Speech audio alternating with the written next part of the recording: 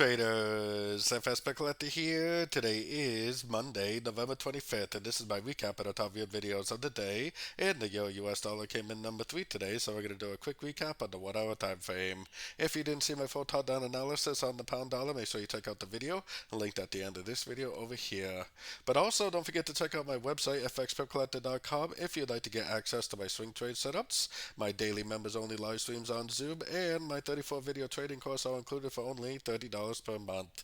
So anyways, on the pound dollar, a little bit sideways. I still think there's a little bit of this gap that still hasn't been filled. Who knows if it will fill it right away or not. Gaps definitely don't have to fill right away.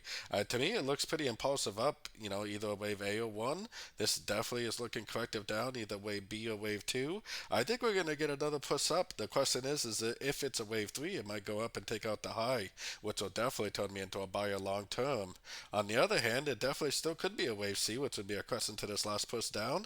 If it goes up to one of these Fibonacci retracement levels, makes a nice engulfing move to the downside, that tells me it's an ABC correction, and I definitely would go short again if the opportunity arises, because the trend is definitely still down until we get that breaker structure to the upside. So anyways, don't forget to join my free Discord channel, it's linked over here in the corner, and as always, thank you and happy trading.